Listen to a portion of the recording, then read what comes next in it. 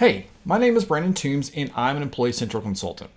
Today we are going to talk about how to handle situations where you have hired someone into your system but they end up not showing up.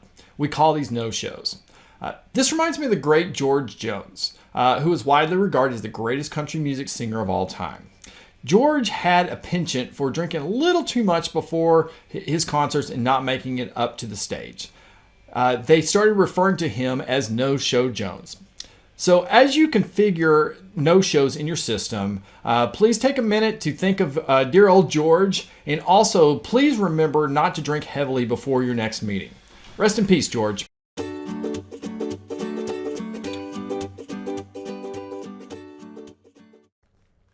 Okay, so I'm going to walk you through what a no-show process looks like. And this will be a pretty short video because the process is pretty straightforward.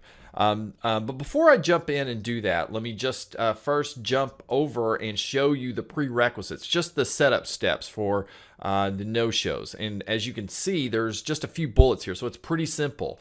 First of all, you're going to need to create your permissions and add your permissions in for the event and or to allow the person to do the no-show. Then you need to add an event type to your event pick list. You're going to need to add a event or a status to your status pick list, and then do a couple of other things related to permissions. But that's pretty much it. So you just add a couple of pick lists and then do some permission work, and you're ready to go. So with that out of the way, I'm going to show you now the process that we would go through. So let's say that we had gone through the onboarding with someone named Ned No-Show. And with the name Ned No-Show, we should have known that this was going to happen, but Ned did not show up. So what we're going to need to do now is basically we want to do the no-show process. So you could make an argument that, well, actually we just want to delete this person out entirely, but this process is actually better because this does keep and acknowledge the fact that the person came in, but we never actually joined the company. So this process kind of shows both sides of it. So what we're going to do is you just go to, in order to do the process, you go to Take Action, click on Report No Shows,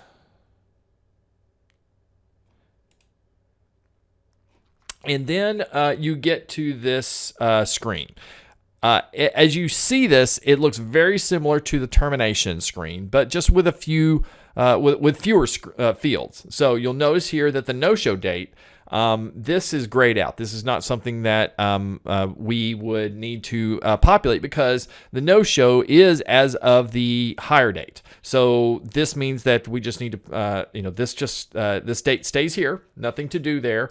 And there's really not a whole lot to do here because there's only one reason that we're populating, which is reported no-show and then okay to rehire. I'm going to say no just because if you're not going to bother to show up, I'm going to put you on the non-rehire list. So with that said, then I just press save. And all right, so I've got some approvers here. If you will bear with me a minute, I'm going to pause and I'm going to finish this out, and I'll be right back.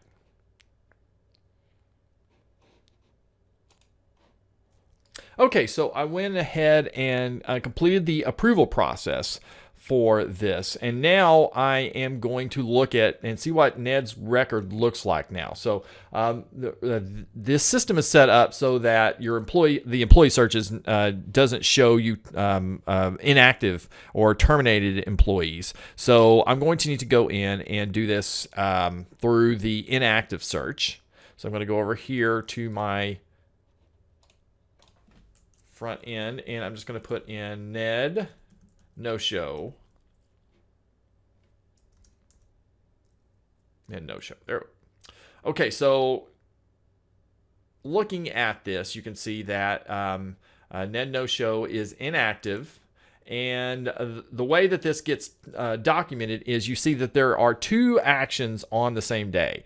So this basically just kind of tightens it up. You can see here, this was the original new hire action. And then on the same day, you can see a reported no-show. So you can see here, this person is now inactive, and you can see that the no-show is the event, and the event reason is reported no-show. So that's the process. One other thing to mention here is that this process is available from hire date for 30 days. So up until 30 days, you can go in and do take action and do reported no-show. But after that point, you're going to need to, there's a backdoor way to do the same thing. But hopefully you would be able to get this resolved in the first 30 days.